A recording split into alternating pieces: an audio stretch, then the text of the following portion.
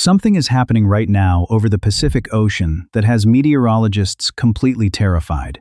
It is a silent, invisible monster gathering strength, and it is not what anyone is expecting. While millions of Americans shiver through one of the most brutal Arctic invasions in modern history, a completely different kind of threat is taking aim at the country. A threat that will turn this winter crisis into something far more complex and far more dangerous than anything we have seen before.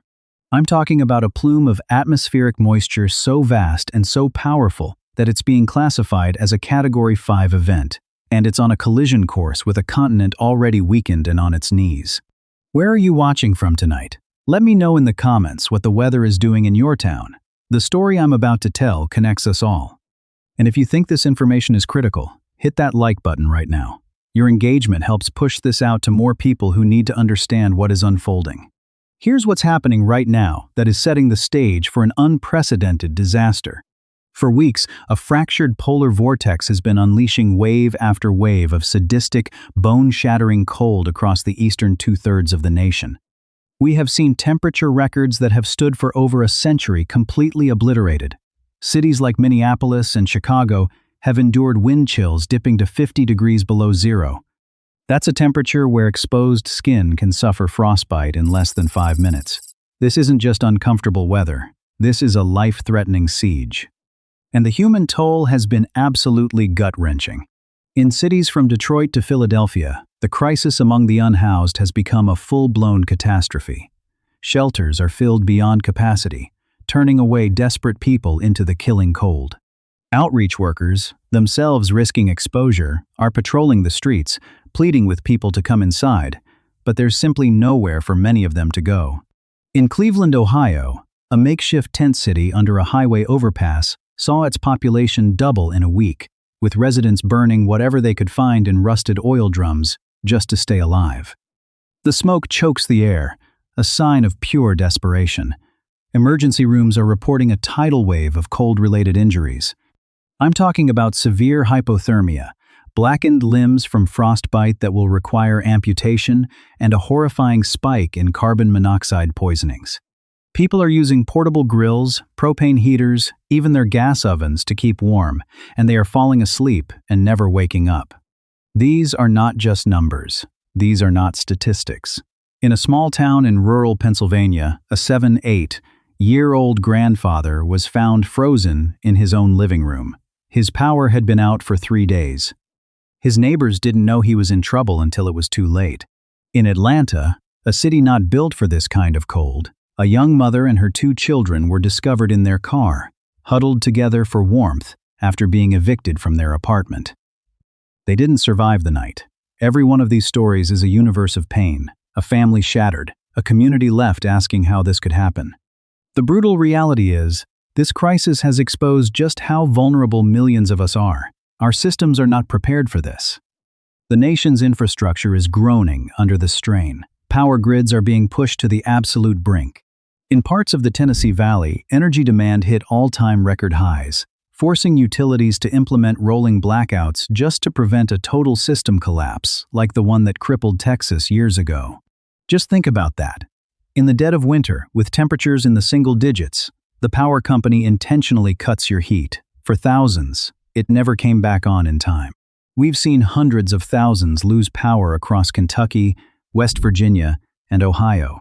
Repair crews are working in impossible conditions, with ice-laden lines and frozen equipment, but for every line they fix, another one snaps under the brutal weight of the ice.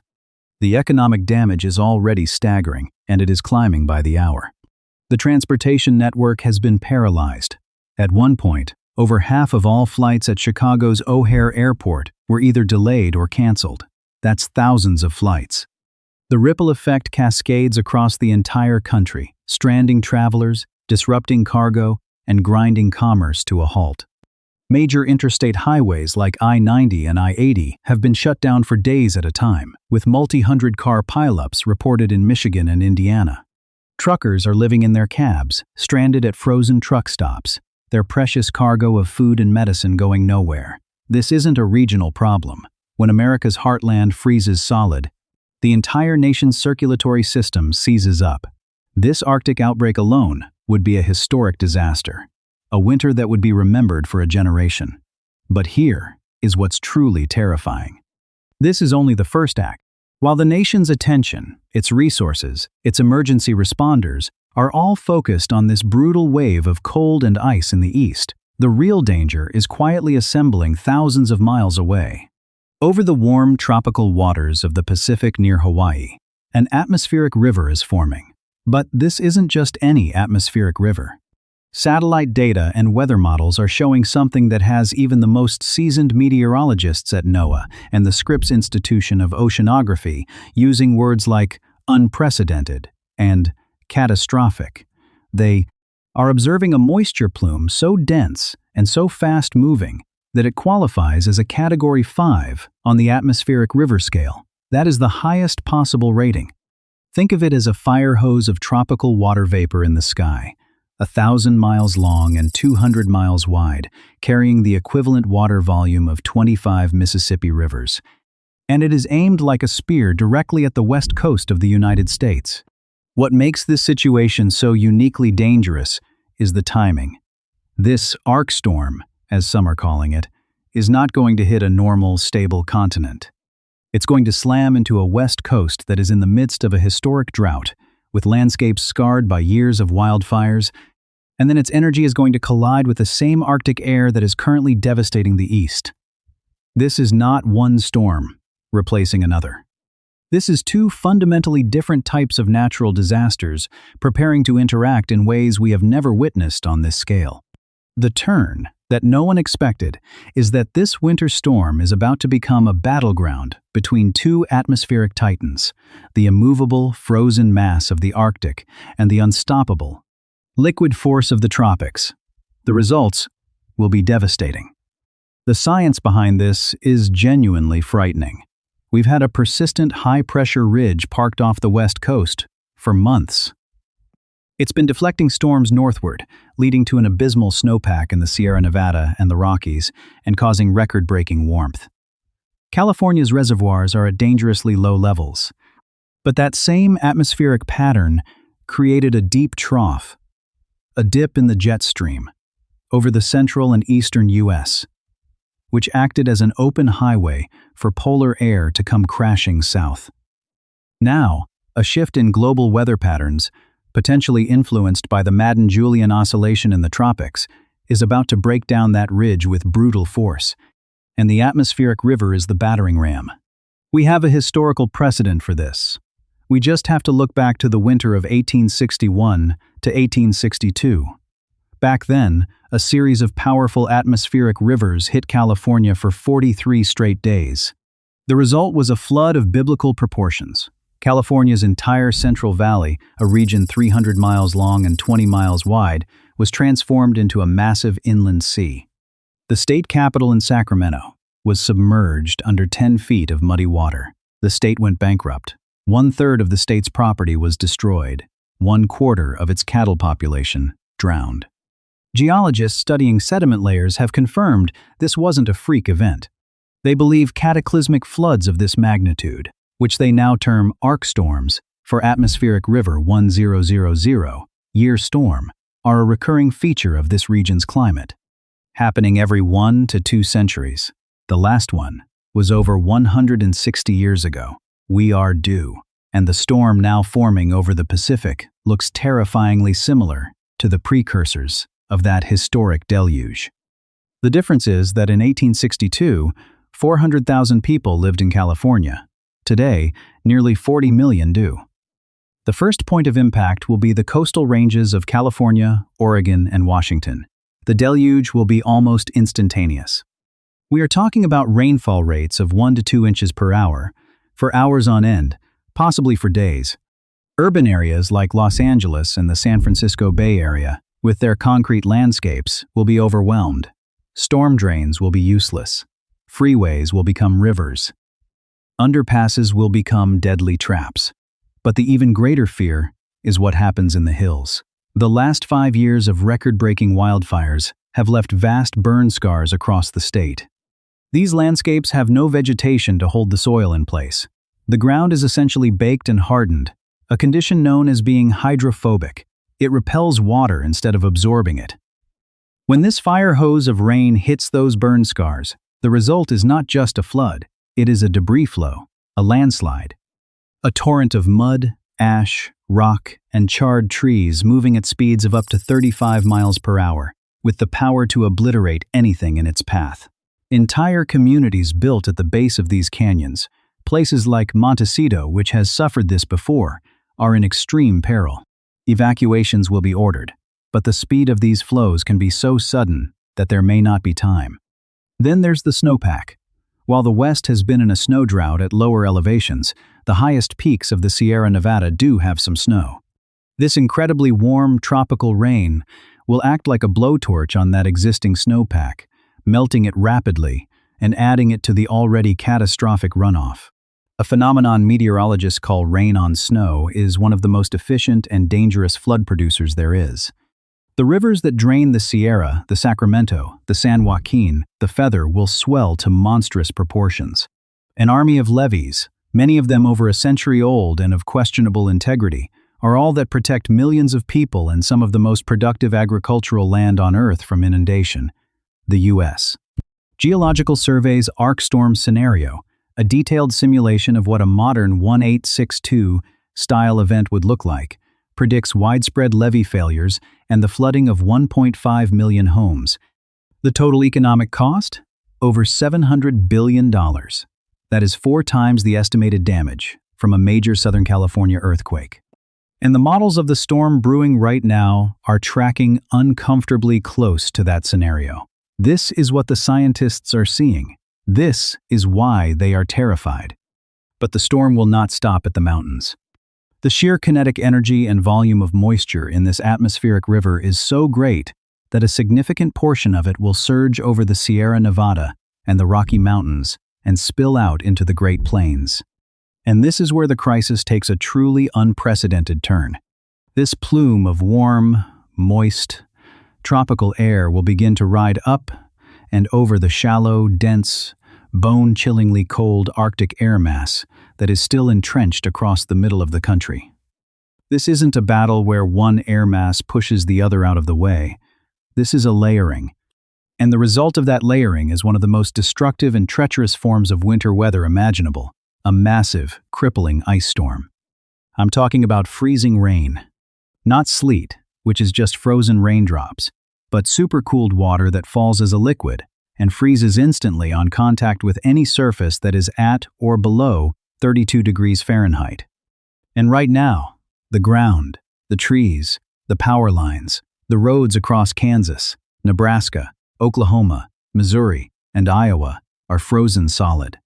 For days, this region could see a steady, relentless rain that coats everything in a growing sheath of crystal clear, incredibly heavy ice.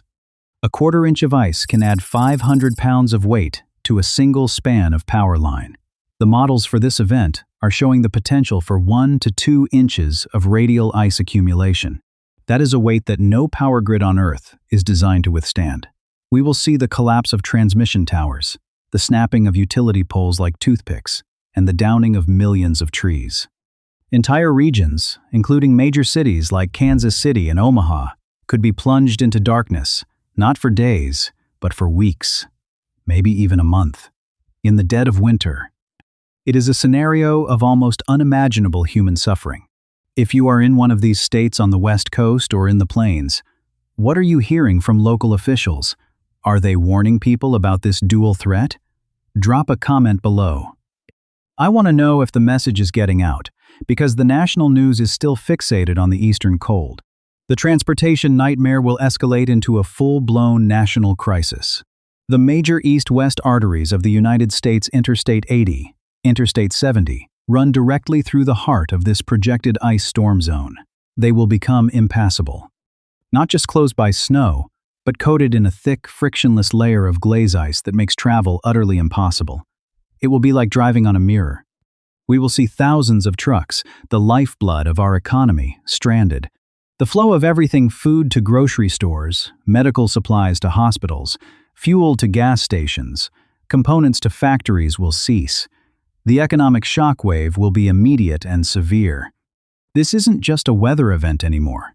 It is a direct assault on the operational stability of the entire country. And what about our ability to respond? The brutal reality is that our emergency response systems are already stretched to the breaking point. FEMA has been working around the clock, coordinating with a dozen states in the east on the cold weather crisis. They have pre-staged generators, blankets, water, and food. The National Guard has activated thousands of troops to help at warming centers and transport vulnerable people. Now, in the span of 48 hours, they will be facing two new, massive fronts: a flooding and landslide disaster on the West Coast that requires swift water rescue teams, helicopters, and engineering support, and a crippling ice storm in the nation's heartland that will require an army of utility workers, chainsaw crews, and logistical support to sustain entire populations without power in freezing conditions. The resources simply do not exist to adequately address all three of these simultaneous large-scale disasters at once. It's a logistical nightmare. Governors will be pleading for federal assistance, but FEMA itself will have to make impossible choices. Which disaster gets the resources? Who gets the helicopters? Where do the linemen go? There will not be enough help to go around. Communities will be on their own. We saw a preview of this during the fragmented response to past hurricanes, but this is geographically larger and far more complex. It's a tri-coastal catastrophe. The initial wave of the atmospheric river is projected to make landfall around the date of the 4th of June, 2026. Within hours, the deluge will begin. In Southern California, the Los Angeles River, a concrete-lined channel designed to rush floodwaters out to sea, will become a raging torrent. It will almost certainly overtop its banks in places, flooding industrial areas and low-lying residential neighborhoods. In the Bay Area, the combination of torrential rain, a high tide, and storm surge from the Pacific will cause massive coastal and shoreline flooding, inundating parts of San Francisco's Embarcadero and threatening communities all around the bay. But the real terror remains in those burn scars. As the first reports of mudslides begin to trickle in, they will likely be small, but as the ground becomes more and more saturated, we could see entire hillsides let go. A family in a secluded canyon near Malibu might hear a low rumble, thinking it's thunder. By the time they realize it's the mountain itself coming down, it will be too late. The force of these debris flows is absolute. They don't just damage houses, they erase them from the map. Simultaneously, 1,000 miles to the east, the collision will be happening. As the Pacific moisture pours over the Rockies, it will cool. The first form of precipitation in places like Denver and Cheyenne might actually be snow, and a massive amount of it. The mountains could see 10 feet or more of wet, heavy snow, which they desperately need for their water supply. But this Sierra cement is also notoriously dangerous. It will create an extreme avalanche danger, closing mountain passes for days. The weight of it will collapse roofs on buildings, not engineered for such a heavy load. It will be a brief moment of what looks like a classic winter storm, before the true nature of this event reveals itself on the plains below. There, in Nebraska and Kansas, the precipitation will begin as a cold rain. The temperature will be hovering right around 32 or 33 degrees. People might feel a sense of relief that the bitter Arctic cold is finally breaking. This is the ultimate deception. The ground will still be frozen solid. As the rain falls, it will freeze on contact. The roads will become impossibly slick in a matter of minutes, leading to a wave of initial traffic accidents. But as the rain continues, the ice will start to build. On every power line, every tree branch, every street sign, it will grow from a thin coating to a thick, clear, heavy shell. The first sign of systemic collapse will be the sound. A neighborhood that goes from the gentle patter of rain to an eerie silence, punctuated by the sharp crack of a falling tree limb, and then another, and another. Then, the flicker of lights, followed by complete darkness as a substation transformer blows with a flash of blue light. For millions, the power will not come back on for a very long time. This will expose a terrifying vulnerability. While the East Coast cold snap has been a crisis for the unhoused, this ice storm will create a new class of victims, ordinary families, in their own homes, but now without heat, light, or a way to cook food. And the temperatures outside, while not the -20 of the Arctic blast, will still be well below freezing. A modern, well-built home can lose its heat in 12 to 24 hours. An older, draftier home much faster. A multi-week power outage in freezing temperatures is a slow-motion disaster of mass hypothermia. Hospitals, if they have generator power, will be overwhelmed, not just by injuries, but by people who are simply freezing in their own houses. The elderly, the very young, and those with chronic medical conditions will be at extreme risk. These are not just numbers. This is a story about a farmer in rural Iowa who wakes up to find his entire herd of cattle frozen in his fields because the electronic water pumps failed and they couldn't drink. It's about a single mother in Kansas City, huddling with her children under every blanket they own, watching the ice encase their windows, knowing that help is not coming.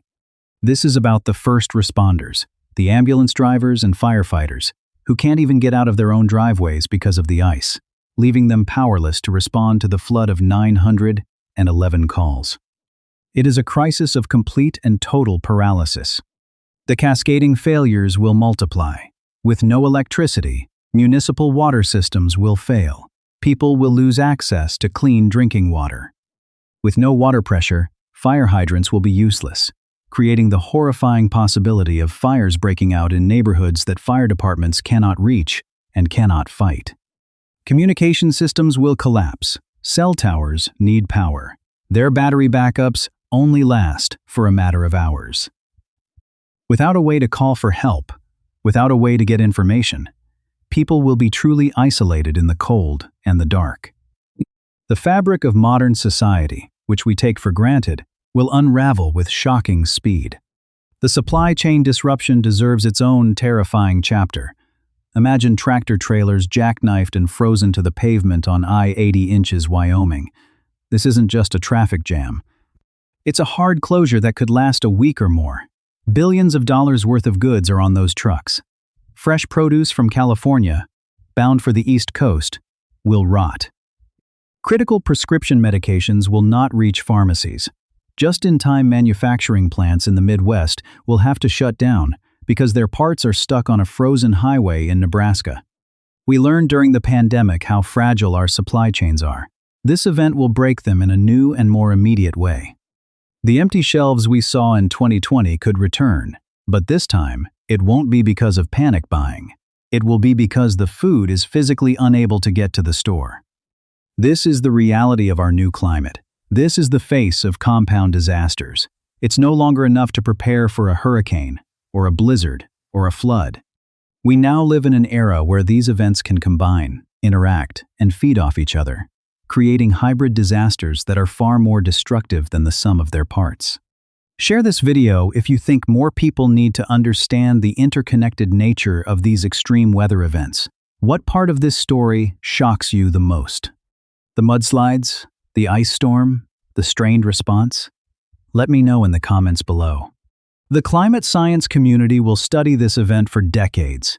It will be a textbook case of atmospheric dynamics, pushed to the absolute extreme. The clash between a deeply negative Arctic oscillation, which drove the cold snap, and a powerful El Niño southern oscillation signal, which fueled the atmospheric river, is a combination that many models predicted would become more common in a warming world. The whiplash effect from historic drought to catastrophic flood is something scientists have been warning about for California for years. The idea that this moisture could then fuel a record-breaking ice storm 1,000 miles away is the kind of terrifying interconnected consequence that we are only now beginning to fully appreciate. What they are learning in real time is changing our entire understanding of risk. The emergency planning manuals are all being ripped up. You can't plan for a flood in one state and a blizzard in another as separate problems anymore. You have to plan for a scenario where the blizzard causes the flood, and the flood fuels the ice storm. It requires a complete rethinking of how we build our infrastructure, how we manage our resources, and how we communicate risk to the public. Our entire system is built on historical weather data, on the assumption that the past is a reliable guide to the future. This event proves, with terrifying clarity, that the past is no longer relevant. The rulebook has been thrown out. Looking ahead to the rest of this month and into the next, the immediate aftermath will be a humanitarian crisis on multiple fronts.